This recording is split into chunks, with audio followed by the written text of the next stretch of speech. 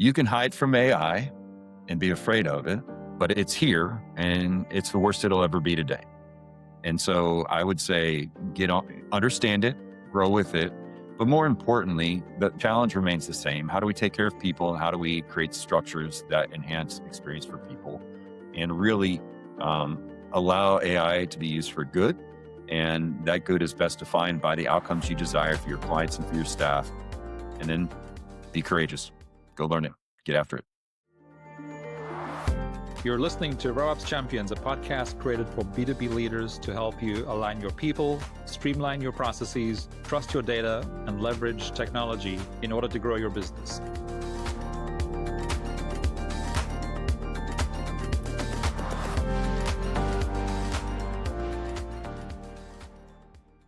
Welcome back. Today, I'm joined by Casey Cease, entrepreneur, advisor, investor, and founder of scalingbusiness.ai, where he works with business leaders on growth strategy, AI adoption, and strategic decision-making. Casey's also the founder of Casey Cease & Company, Planify Agency, and Lucid Books, bringing together experience across branding, publishing, entrepreneurship, and emerging technologies. Over the course of his career, he has worked with founders, growth stage companies, and leadership teams on how to scale businesses through clearer positioning, smarter systems, and better strategic execution. In addition to his operating and advisory work, Casey is also active as an investor in AI and blockchain-related technologies, bringing a forward-looking perspective on how innovation is reshaping business models, decision-making, and competitive advantage. Casey, welcome to the RevOps Champions podcast. Hey, Brendon, thanks so much for having me. It's an honor to be here, and I'm really looking forward to this discussion today. Yeah, me too. As I was sort of, reading your bio, I'm looking forward to this conversation. Well, it's redeemed ADHD, but it looks much nicer online. So yeah, absolutely. So Casey, you work at the intersection of AI, growth strategy, and decision-making. How do you think AI is changing the way leaders scale businesses today? I think there's an intended way for it to work, and how I think it's working right now is causing mass confusion and chaos for some people. Other people, there's a lot of timidity. I'm actually shocked, Brendon, by the number of business owners I speak with outside of our circles that want nothing to do with AI. They have it in concept. They're worried about, privacy, or they're worried about, what is it going to mean? There are a lot of companies I've spoken with that are afraid their employees won't adopt it because the employees are afraid they're going to be replaced. And so they're balking against it. On the flip side, I think when it's at its best, AI implemented correctly actually will enhance the best performers and human interaction. And at least that's my aim, and why I've opted to be proactive in engaging in that space, is to really help enhance human performance and optimize human engagement. Yeah. And I mean, maybe let's go back to what were the sort of the 2 or 3 things that led to you founding scalingbusiness.ai? Yeah. So I learned years ago, I can try to bring something to the market and try to create demand. That's much tougher than when people start indicating there is demand. And there was 2 things that unfolded with scalingbusiness.ai. Number one, my marketing agency, Planify Agency, is actually a business growth agency. And we had a lot of people asking about AI and different tools. And so I actually started working with AI pre-ChatGPT. I've always been somewhat of a private techie. I don't always appear to be a techie, but since I was a kid, I was on bulletin boards, BBSs as they called them, back with the dial-up modem as a young teenager. And got in a little trouble as a young teenager, but I won't disclose that online, even though the statutes are done. But I was always curious with it, and my parents were always encouraging for me to learn those things. And so I've always loved technology. Working with AI prior to ChatGPT, I understood the power, if it actually came together, what it would be. And then I was at Strategic Coach, our coach, Chad Johnson, at the time, and he's still actually my coach there, told me, he's like, you really need to go all in on AI. And he said, name it something people can understand what you're doing. And so that's where the name scalingbusiness.ai came from, was helping people scale their business, leveraging AI. And really it's been a great gift to really work with business owners and thinking through, okay, there's all these tools out there right now, but really what I always tell people is, if you don't have a good workflow, you're amplifying something very bad. Mm. And so we want to first really optimize what is our workflow and sequencing, where are the places that we're getting stuck, and how do we help people get unstuck and leverage the tools appropriately to free them up to do what they're best at doing. And so Mm. we've been doing that through training. We've been doing that through doing business audits and helping them figure that out. I actually created a free course a while back on how to make SOPs leveraging AI, and really wanting to resource business owners to think through it appropriately because, you know, automations are great, but the tools change. And so we're really trying to think through how do we build automations, apps, different pieces that really enhance the workflow and don't disrupt it along the way.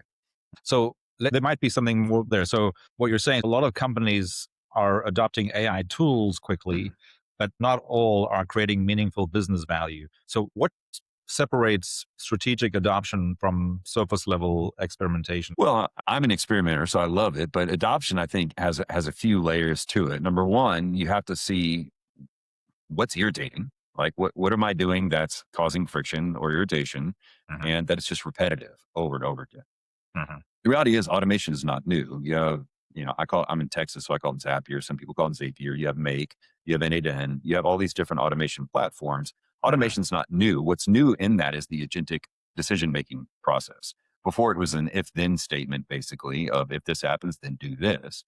Now with AI, it's able to make more inference and decisions based on those tools, right? So AI, automation's not new. It's just the amplification of that ability to do that is what makes it, really compounding on the effect. And so when you look at scaling a business, what you have to think through is where's time being eaten up? Where are we losing customer satisfaction? Where is delivery getting hampered? And then how are we able to leverage these tools to basically put it in? I always explain to business owners that, everyone's talking about AI agent, AI agent. The reality is on AI agents, it's three real components. If you think about it, it's a data source. What data is coming in? Hmm. What language model with prompting is making decisions? And then what are the outputs we want to drive this agent towards? And I just want to demystify it for people to understand that, agents sound like these autonomous, great, creepy things. And sometimes they can be if you don't have the right gating in place. Hmm. But ultimately, it's thinking through what decisions are not so complex, even though AI can handle complex decision making, as you're learning to trust you go there. And that's why I always tell people is don't take a tool and implement it in your most critical path in your business first. Let's build some relationship and trust and understanding how it works. And Hmm. then as we build that out and gain some trust, then we can start asking the next question. I always joke with my clients and say, AI is kind of like getting a tattoo. I've never gotten a tattoo because I'm a bit fickle on, I'm not sure if I want it there in, 10 years. Yeah. But from my friends that are into tattoos, they never just get one. And so let's find something and automate it. And once we have the automation and we see the power of it, we then always ask the question, well, then what's next for us? The challenge is we buy a bunch of tools. Like I have subscriptions. I was talking to one of my financial people recently, and she was like, hey, do you realize you have all these recurring things? Are you even using this anymore? And I was like, I totally forgot that was there. I think a lot of companies are like that. They have a bunch of tools that they aren't really leveraging, but Yeah. it's the hot new thing. You're at a conference and hear about it. You go subscribe to it. You don't really onboard to it. And I think where you lose synergy with the team is I always like to reverse engineer from outcomes. What are the desired outcomes and what are the best tools to be able to get there? And the way that I've been able to help teams come along is for them to have agreement over top friction points and Mm. saying like, hey, wouldn't that be great if it solved this issue? Yeah. For instance, we have a client that has English and Polish clients in Chicago, and they wanted a voice system because if their receptionist is on a call with someone else, the call then just goes to a voicemail. Well, we've Hmm. created an AI agent that speaks English and Polish and that can qualify a lead and then lead score it. And Hmm. then if it's an 8 or higher, it immediately texts my client, hey, you need to call this person right now. Hmm. And we've been running extensive testing. It's not to replace the receptionist, it's to enhance the experience of the client calling in. Yeah. No, I mean, yeah. Anyway, we could probably go down a rabbit hole in that one too, which I might want to I might come back to that one Sure. in through a different lens. So Casey, you've built businesses across, branding, publishing, and consulting. What patterns have you consistently seen in companies that scale successfully versus those that don't? There's a high value in people and a high value in systems in Yeah. general, right? Yeah. Some people are client centric and they just treat their employees poorly. And then you have those that are employee centric, but then treat their clients poorly. I think the ones that really scale are the ones that say, we take care of people and we create systems and structures that support people and we really enhance the experience of all people. Because Mm-hmm. what business owners forget is you're always selling as a lead person. You're selling your client, you're selling your own team. I mean, if you have really talented people, then the risk is they're mistreated or aren't satisfied and they go elsewhere. I always think if a person leaves solely because of finances, then perhaps we haven't created an environment that is someplace they want to be, Right. right? And then if Mm-hmm. your employees aren't having a great time, then your clients are going to feel it as well, right? So Mm-hmm. there is this thing where we have to think through how do we take care of our people, all people, and then what are our systems and structures. The hardest part about managing people is somewhat it's subjective and arbitrary at times if you don't have documented systems in place. If Mm-hmm. you have a system, you train your people on a system, then the system becomes the jerk if you have to hold someone accountable. Right. We have this Absolutely. process. We know it works and it produces this outcome. You're not Mm-hmm. producing this outcome, so therefore you're not following the system.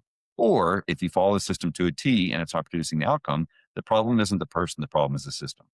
And Right. so we're going to address the system and it becomes far less stress. I mean, it's still stressful managing humans, Sure. but I think if you then want to take it to AI and you don't have a clear system on how things are done, it's still oral tradition or in your brain, then all of a sudden you're automating ambiguity, which Sure. AI now is good enough. It'll create its own reasoning but you may not like the outcome. And so that's why I Mm-hmm. always tell people like this scaling, the businesses at scale are really mindful of people and they're mindful of their systems and structures. And Mm-hmm. then of course, if they need to make sure their product and or services, the fulfillment side are excellent because that's what's going to really generate the buzz and bring more people in. Yeah. Yeah. And I totally agree. And I think part of the systems that you're alluding to is giving the people the tools that they need to do the best version of their job, right? 100%. So, Casey, one of the things, I mean, I know, so you've worked across multiple industries. You also have you also have experience in the franchise space where I we do. do a lot of work. And, one of the things that happens as a franchise brand grows, like from 30 units to 100 units to 300 units, et cetera, at each of those stages, we refer to it as the rule of threes and tens. Things break. And I love the way you sort of reminded us there of the sort of combination of people and systems. So if something isn't working, you want to start with, okay, so where is the system broken? In other words, is it a process issue? Is it a tool issue? But it's part of the system or the SOPs. And because as you're growing, your systems and your processes that are part of the systems they obviously need to evolve because the system you built for a 30 unit franchise is very different to a 100 unit or a 300 unit or a 1,000 unit franchise, right? 100%. Um, and it's always a leading indicator when things start breaking, there's going to be a conversation that's like, well, what happened? Is there something wrong with this? So you always go to, is there something with the system before you start blaming people, right? And that's a great thing. It's that friction or that irritation that you alluded to earlier. It's like, okay, something's not working. It's time for us to look at the system to see where it might be breaking and where we might need to fix it. I really I like mean, that. that with franchising, especially, I mean, you start a new franchise and you roll it out and you're in a region and then you go national and then you start wanting going international. What you have to understand is the way that things operate contextually changes, Yeah. right? And so your system that may work in Texas may not work in Oregon. Mhm. And so those are just the basic considerations of what you have to take on. And it's usually ready, fire, aim. And all the franchisors I've worked with that are growing, unless they're long established, they've been doing it many, many years. They are being confronted reactively with the breakdown of systems when they rely on a certain way of doing things at small scale. And so, what's a business's first reaction when something breaks historically before technology was throw more people at it, Mhm. right? We have the Mhm. capital and we need to throw more people. The problem is you amplify more people into a process that isn't appropriate for the size that you are now.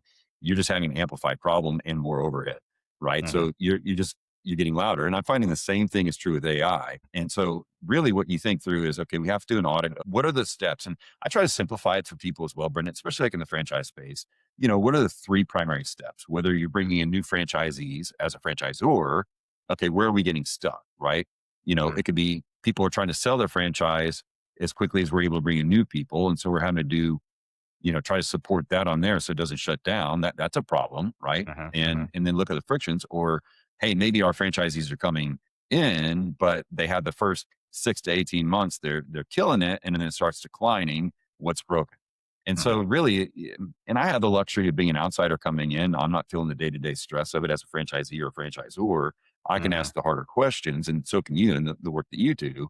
Mhm. But really, the compounding effect is, I tell people, your company gets to a certain point where you're like on that old movie Speed, where it's on the bus with the bomb on it, and you can't go below 60 miles an hour, right? Mhm. And so that's, I think, in a lot of businesses, but I think you feel the compounding effect with franchisees and franchisors, especially as they grow to multi-hundred units or plus. That's a lot to handle. Yeah. And it's interesting because we're often brought in when a franchise network or system, when they've sort of they're close to 100 or they've just passed 100 and then they've hit that next ceiling, and they think that by implementing a new CRM, which might be part of the solution, but that's not where the solution starts, is that they often haven't put to your point, they haven't put the right people in place so that they can elevate the existing team and then support, bring in new people who are needed to run the new system. Because putting in a system without the people to run it is again is not going to work and doesn't work. And that's precisely the point I try to convey often is most people are looking for a tactic to solve their problem, but this problem's actually starting with strategy, Yeah. right? What are we doing? How are we doing it? Who are we doing it for? What are the expected results and how's it going to be measured? Right. Hmm. And so without a strategy, you can throw, a CRM in, you can throw all this, but okay, what's our strategy with the CRM? What's Hmm. our rollout strategy? I remember I was working with one company and they shut off one system everybody knew and turned on another system over the weekend. Everyone came back and said, you can no longer use this system. You have to use this one, but there was no onboarding. Hmm. And so people are, I mean, it was a free for all. And, Yeah. I've seen it happen more than once. And to everyone's, credit, like, that wasn't intentional Sure. to do that, but it's really thinking, what is strategy? I always go back to strategy first. What Yeah. is our strategy here? Who are we going after? What are we doing with them at what point? How are we measuring it? And then how do we know when it's broken? And Right. typically strategy you can tell is broken because everyone wants tactics, whether it's marketing, someone calls me and says, I want more leads, right? Hmm. Yeah. Okay. So, okay. And when is their inference? They're not saying, can you give me a strategy? What are they asking me to do? Buy ads, SEO, AEO, new Hmm. website, mailers, whatever, direct Yeah. mail, and so I said, those tactics are great, but until we know who we're going after, Hmm. right?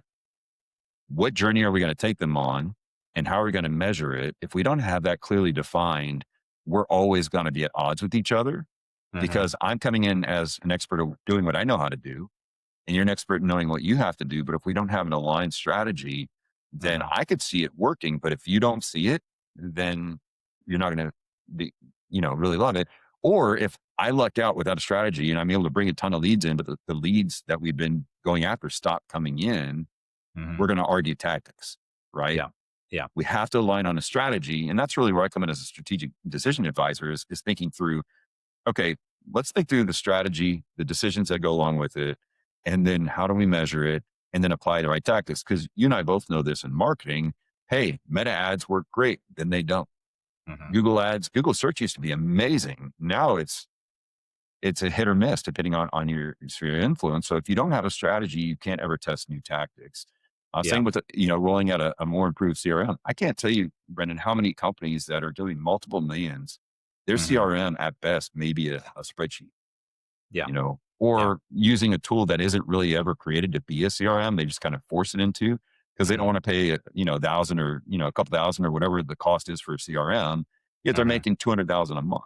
Right. And for Hmm. me, it's, they're missing the opportunity that, hey, if you actually got organized and you had sequential things happening, that you could, 3x, 5x, 10x your business in the next few years with the right tools in place. But again, the absence of strategy often leads to the misuse of tactics.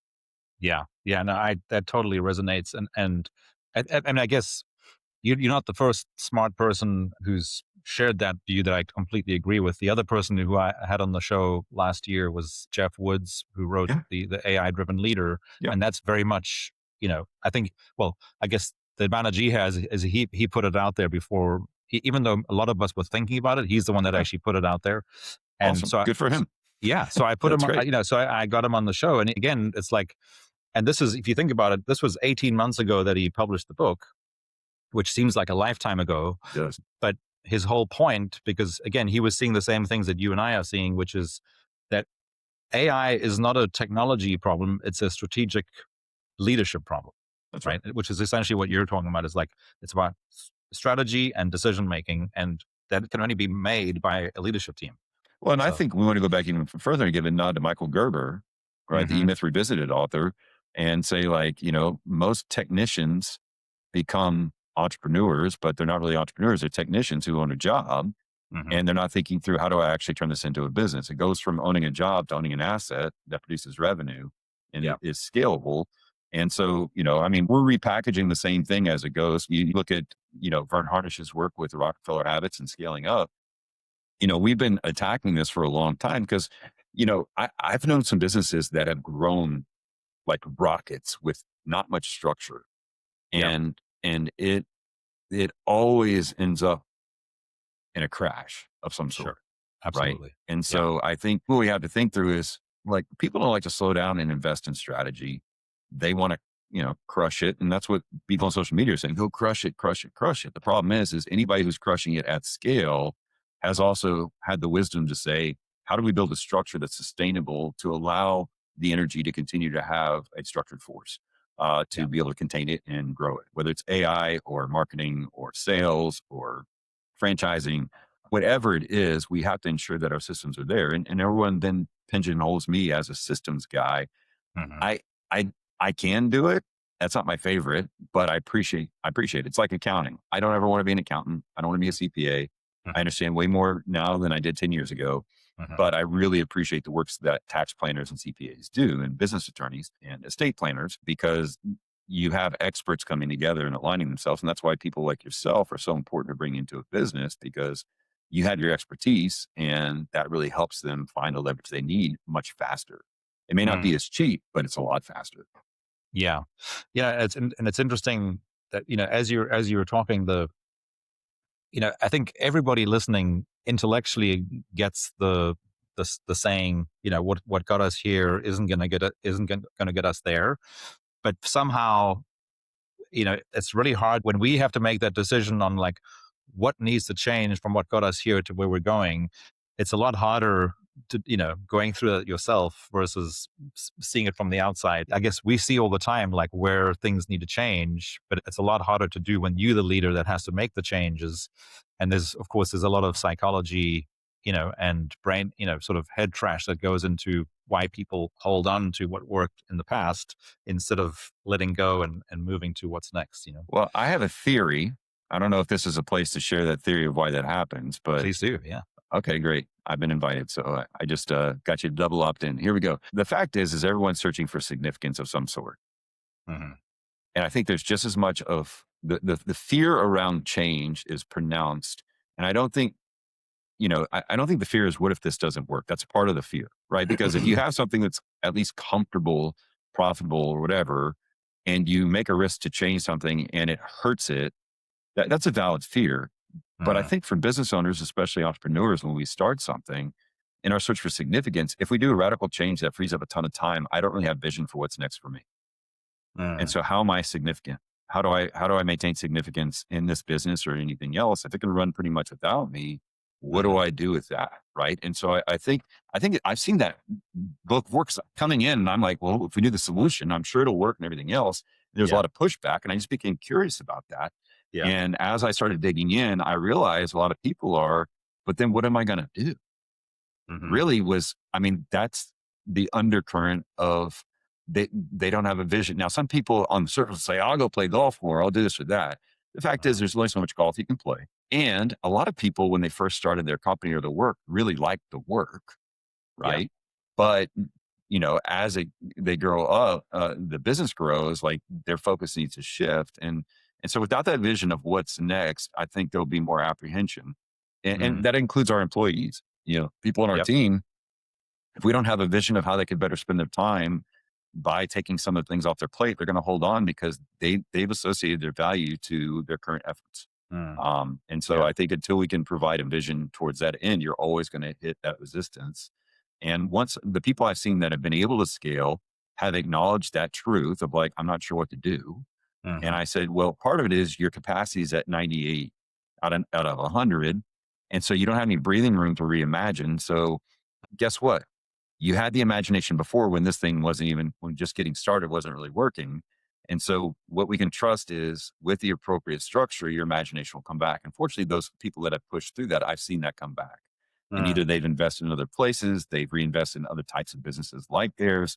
But it is very scary because at least, even if our current situation's uncomfortable, Yes. and so the real challenge that we're facing with is how do we push through this familiarity and comfort that comes even in the discomfort to Hmm. something new. And that's as we age, especially that gets hard. Yeah. Yeah. Which of course, I guess so. Yeah, I really like that the significance, which is, and I guess some people call it purpose, Yeah. which is also, why so many people struggle when they're in this rhythm of like, well, my parents retired, my grandparents retired, my great grandparents retired, so I need to retire. But we all know that that's, if you don't have significance or purpose, um, of what I've you're had very moving. close loved ones that have retired and died within 10 years Yeah. because, their life, the meaning and purpose or significant, whatever you want to call it, there wasn't a vision for what was next. And that's something that always stays with me. Mm. And people I know, I know very few people who've retired well. And Yeah. I have a few people I know that have, they're the busiest retired people I know because they're not working for money anymore, but they're still pursuing a purpose. Yeah. Now, I just played golf with a friend a few days ago, and he's a little older than I am, but he shared with me that four of his five best friends died within 1 year of retiring. That's right. Like, and the most recent one was last week, which was Yeah. like very. It's, yeah, obviously very sad. And I have a anyway, family member and she's 70, almost 70. She's 74 now, still works full time. Um, and partly has to, partly just, you know, but she's healthier now than she was 10 years ago. mm, Right. And she was telling me that she was going to jazzercise, but her knee was a little sore. She had to wear a knee brace and like she's still yeah, getting after it. And I told her, I was like, you should work as long as you can. And when you can't do that job anymore, find something else because you're healthier now than you were 10 years ago in yeah, many ways, mentally, physically, everything. And so, and there's longevity in her family. And so I think really, but is the work meaningful? I think is the question. exactly. And Yeah. that's where I think technology rightly applied can create more opportunity for meaningful work and meaningful interactions and not Mm, less. But I mean, I get the fantasy of wanting to retire. That means you need a vacation. I'm yeah. also for sabbaticals. I had an entrepreneur I was coaching several years ago. I said, you need to take 30 days off. He's like, I don't know if I can. I said, look, you have enough cash in the bank that if everything falls apart, you could still rebuild it from scratch when you get back. So don't call it a cash issue. Number two, Mm, take the next 60 days and build your most crucial SOPs and make sure your people are trained on it. Now he does a 30-day sabbatical every year, takes the yeah. month of July completely off, right? And Hmm. because because there comes a point where you have plenty of money, enough money, there's always more money to be had, but really with compounding interest and everything, we all want to graduate to not having to work for money. Well, Hmm. the reality is when we're aligned with our purpose, It's typically not money work. follows it, right? Yeah. It's not work and money's not the question, but that's an easy metric to measure. But I don't think that should be the only metric because I don't think that's going to be the satisfying one long term. It's like Mm, counting gas cans in my garage. Like yeah. how many gas cans? Oh, I have 6 gas cans now for my ride mower. Okay, Yeah. great, but what am I doing with the fuel? Hmm. Yeah. Yeah. Okay. Yeah, I mean, I think that's all. Well, hopefully there's some value there for the folks listening. And again, I think these are all things that are, knowing that the importance of significance or purpose is it's such an important thing to be reminded of because it is so critical. So, Casey, let's bring it back to the folks who still get to be in a position where they can solve problems as part of a leadership team. Mhm. Where do you see leadership teams struggle when growth starts increasing operational complexity, which it happens in franchise systems and it happens in every other business.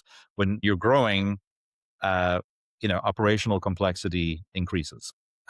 So where do you see leadership teams struggle in that situation? Well, I mean, if leaders are unwilling to grow, the business tends to outgrow them, and then you have a tough situation on your hands. And so I think the number one failure I've seen with in franchising and everywhere else is a lack of leadership development and growth. I think Mm, appropriate communication structures, and what I mean by structures is not just platforms to communicate, but also rhythms of communication. There's an old book, it's not old, but it's several years old, called Death by Meetings. And mm, it's like, I was with one franchisor and they would have meetings for meetings for meetings, but there would never be really any action steps. What's coming next? Like, mm, okay, what are we taking from this and what are we doing about it? We would come play hot. It felt like playing hot potato. Well, mm, this is the problem here. And then you get siloed and, well, marketing has a problem or ops has a problem or this franchise has a problem. It's like, that's their problem, hot potato, rather mm, than coming as a team saying, hey, the purpose of meetings, really should be to defend your decision or to brainstorm solutions to a problem and then come up with a decision and then mhm. act on that decision. Sure. And I think having this opportunity for leadership teams to continually be positioning themselves for growth, to be open to the fact that, hey, what got them here isn't going to get them there, and that's okay, right? Mhm, mhm, Because was it Les McCown that wrote the book Predictable Success? He talks about the life stages of a business, and what he talks about is you're in the fun where you're growing, and everything's going well, and then when your systems start collapsing, you get into whitewater, right? And at that mhm, point, people have a decision to make. They're either going to fight through whitewater and put new systems, structures, strategies, and tactics in place, or they're going to damage themselves enough to be able to fall back into fun. So the backtrack. So that's mhm. why you're hitting that ceiling coming down. When whitewater comes, you're either going to start paddling into it or you're going to get overtaken by it. And a lot of Sure. people really like the fun part, right? It's fun. Things are working. It's going. It's messy. We don't have structure really, but it's cool. We have a ping pong table, so it's good, and some snacks. But then things get crazy. You're either going to double down on developing structure and then invite leaders to either rise up and grow Mhm, or find another place to get started. And that's tough decisions to be made. And I've been with certain organizations, they fired people way too quickly. Like mhm. they would miss the forest for the trees and they would, "Well, you're not performing well this last 2 weeks, you're gone," and just had a hatchet. And I think they lost some really great people not having a proper thing of how do we come alongside people and really amplify what they're doing and solve problems. And I get it in a fast paced environment where, there's fires burning in different departments and everything. It's hard to do. Mhm, But the more we're able to say, hey, let's come back to what we value, people and our systems that support people, I mhm. think we're able to come recalibrate. Yeah, yeah. Which and again, it's like it's in that example of like firing someone too fast or whatever is I guess is oftentimes a sign that you didn't set them up for success in the first place. So the leader didn't set them up for success in the first place. You know, Patrick Lencioni, I'm sure most people have read one or more of his books, but he talks about the pyramid and what makes for a successful and healthy leadership team starting, because without a solid leadership team, everything downstream from there is going to be really hard, right? And of Well, and, course, and on the bottom of that pyramid is the trust, trust. right? And Exactly. if you've lost the trust and that's not rebuilt, conflict is never going to go well. Commitment will never happen. Accountability will feel like retribution, and you'll never Yeah, get the results you're looking for, correct. right? And so until you realign on trust based on the results and working backwards from there, you're always going to lose. I love that framework, the five dysfunctions of the team, this book we're Hmm. referring to. But I've seen that diminish. And usually trust is diminished, not just by poor performance, but poor communication. Right. Absolutely. And Yeah. and so I really think that I mean, that's why I think some people take AI too far, where they are not really paying attention to each other's emails at all or what's being Hmm. actually said. They're just plopping in the machine because it's a hassle. And don't get me wrong, I don't like email. I have like 5 different email accounts. My Hmm. assistant Mary manages most of it and brings me the top stuff. But Hmm. like I free up that time so I can be more fully present in places like this, and communication is important. And so you have to have rhythms with your team. And Hmm. then as simple as it sounds, I always tell people have a basic agenda for what the meeting is going to be and put Hmm. some time on it and then leverage it. And you know, I, when I meet online with all my teams are remote for all my businesses. And so I use AI to capture the transcript. I use Hmm. the AI to process it. And then it pulls from their next steps. And then the team makes sure that they understand that it connects with ClickUp for one of my companies or Team Gantt, whatever company it's on, and it starts assigning it. And then you have a human approving it and making sure it's going. Like Sure. it's understanding that workflow, but I'm able now to be in any meeting without having to take notes because I'll have the entire transcript. Yeah. And so I'm able to Yeah. fully focus on what's going on. And then I'm able to get a summary and the action steps that are required and who's doing what. And so it makes it much more streamlined. So I can actually be more fully present rather than taking notes the entire time. And then where are my notes? And then I forgot my pad or I was typing the whole time. And it Mhm. frees me up to be fully present and then leveraging that tool to be able to then continue the process down the way. And so that's how we've been able to scale our businesses is people have clarity and visibility of what's next. Yeah. Yeah. And, as you were saying that, I mean, I think about this a lot because I also view everything as people and systems, but what ties people and systems together is clarity and communication, That's right. right? Because, that's ultimately, you know, because you're always, again, to your point of like what makes for a good meeting, what is the problem or challenge or opportunity we have to discuss? What are the potential solutions? But if you're not starting that meeting based on trust and being comfortable with conflict in order to improve the system or establish how to support the people, it all takes clarity and it all takes communication, which makes it seem so simple, right? So Well, some when you're not on a bus going 60 miles an hour with bombs strapped to it, it's easy to talk about. And yes. so there's a lot of sympathy for people that are in the Oh, chaos of growth or the chaos of decline. They're both real. yeah. And then you're often operating out of your amygdala, Hmm. your adrenaline and your cortisol. And let's just be honest, man. Like there was an adrenaline rush and some dopamine hits when you remember to follow up with someone just in your brain, Hmm. right? That I think we kind of get addicted to, especially early on as an entrepreneur. And then when it starts getting repetitive and predictable, predictable success, I think for a lot of entrepreneurs is a tough thing because what do we start asking ourselves? What's next? Hmm. If it's predictable, we're like, and so if we don't have the system and structure to continue to innovate and grow in our business, I mean, I have several companies, right? But they're all serving people and helping people communicate their value, whether through publishing, whether it's Hmm. through the marketing they do or the sales training they do, just to connect with people. And I always tell people, I'm just a creative connector. That's where I work, and that's how it all expresses. Hmm. Even with AI, is I want to free people up to have more time for real human to human connection. Good stuff. Casey, so as we start to wrap up here, so as AI accelerates decision making, because a lot of what we're talking about here is really it comes down to making decisions, right? In fact, one of my early coaches said to me, 90% of leadership is decision making. And when he first said that to me, I was like, really? But of course, but once you hear it, it's like you cannot unhear it. And I realized that he was probably correct. How should leaders balance speed with clarity and sort of long term thinking, which of course is strategic thinking? So when as AI is accelerating our decision making, where we feel like we have to make decisions a little faster, maybe we don't, but how should leaders balance that speed with clarity?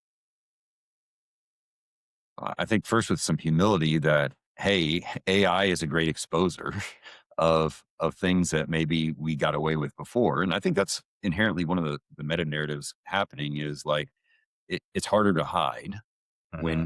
when you're able to measure and track and everything else. I think with decision making, we have to understand clarify what the decisions need to be. What decisions are most important?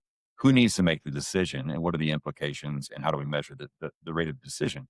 So with Hmm. AI, if it's helping you, I always say like AI should be reviewed by a human. It's there to serve us, not us, the AI. And Hmm. so when we get the notes of the meeting or decision tree, it's helped me process through some things and identify things that I didn't necessarily see right away. Hmm. But also I'm able to identify because I pay attention what's actually good or not good. The fact that I did marketing before AI, I know what good copywriting is and what not good copywriting is. I know how to Hmm. read the data. And Hmm. so it's helped me be able to create a lot more copy quicker, more creative quicker. I'm able to read the data better and faster, but I also know what it means, right? So it's not gonna fully replace that because it's given me a bunch of bad advice. If I hadn't had the experience I've had, it would not have been ended well for us. And so really, I think in the decision structure of, leaders is as your business grows, you need to be responsible for less decisions, Hmm. right?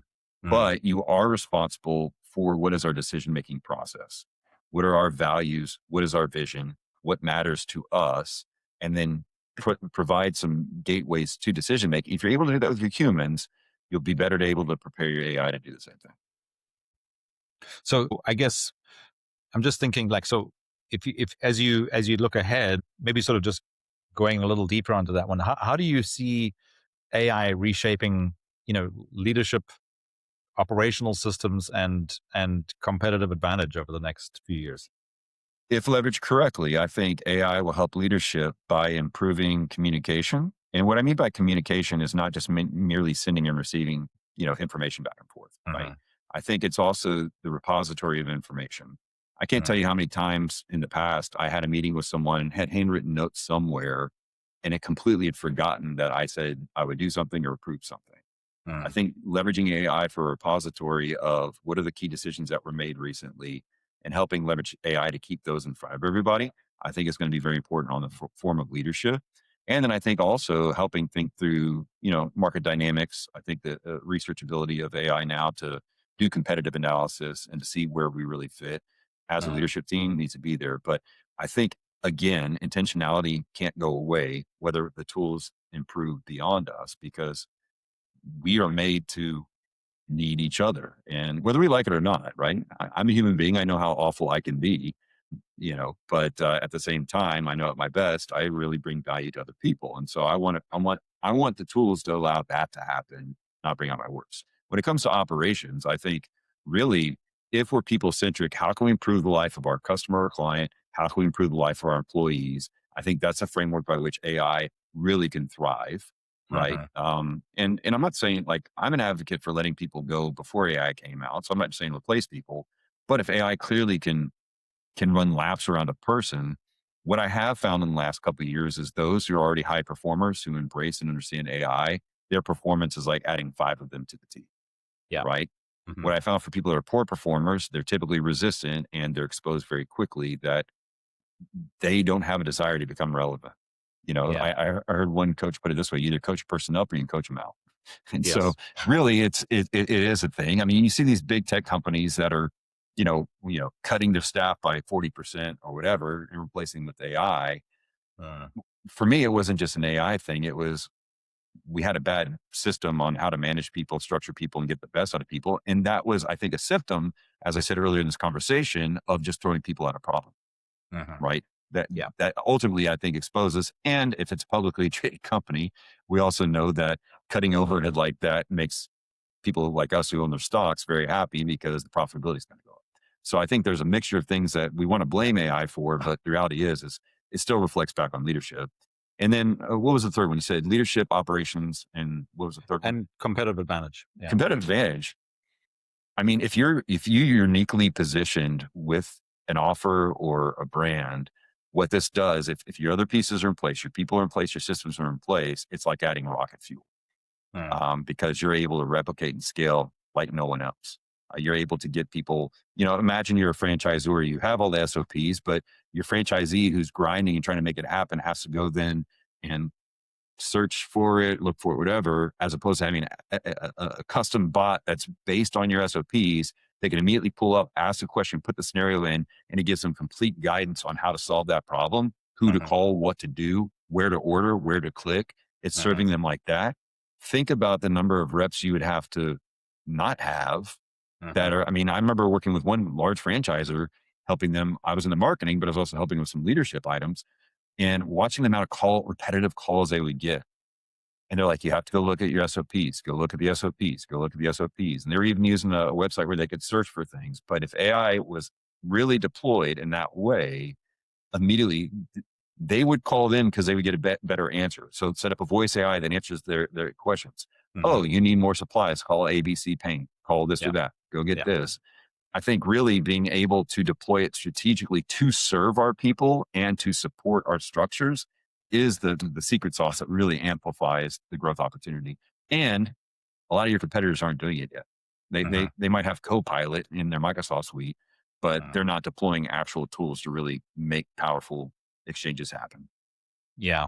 Yeah. And I think, as you were answering that, I was thinking, I know that this is where you and and I think that one of the biggest breakthroughs that's happened in the last month, I would say, based on what I've seen.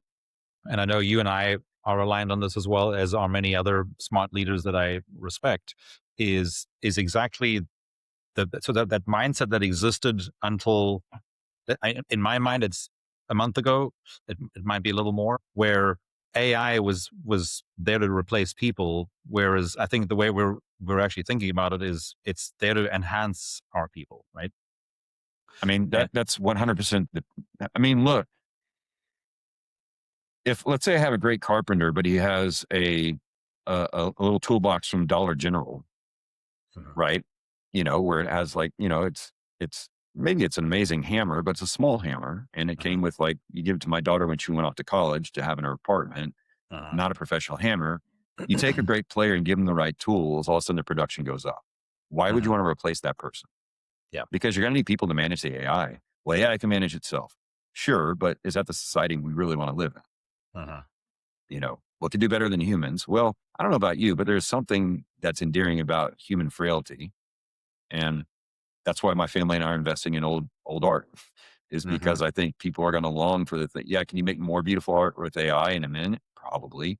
But if you get something that took people months to create out of their imagination, I think the longing for beauty is going to still need to be there. And I don't Mhm. think there's anything more beautiful than the human being, and looking at the mystery and the clarity around our design. And I think the more we're able to enhance great players, they leverage tools in the best way. I think we're going to see a new wave of opportunity and prosperity. And I hope it would turn to charity, right? Mhm. Mhm. And have that growth opportunity there, that we really want our growth and benefit to be for human enhancement. Mm. Yeah, I love that. So, Casey, as we now wrap up, what is one last word of advice you'd like to share with our audience? You can hide from AI and be afraid of it, but it's here and it's the worst it'll ever be today. And so I would say get on, understand it, grow with it. But more importantly, the challenge remains the same. How do we take care of people, and how do we create structures that enhance experience for people and really um, allow AI to be used for good? And that good is best defined by the outcomes you desire for your clients and for your staff. And then be courageous, go learn it, get after it. Mm, love that. Casey, thanks so much for joining me today. I had a lot of fun and I learned a lot. So Brendan, thank you thanks for so being here. much. I love what you're doing. I know you take great care of your clients, and I know the franchisors and franchisees that are working with you and all the other clients are really fortunate and blessed to be able to be supported by you and your team. So keep up the great work. Thanks, Casey.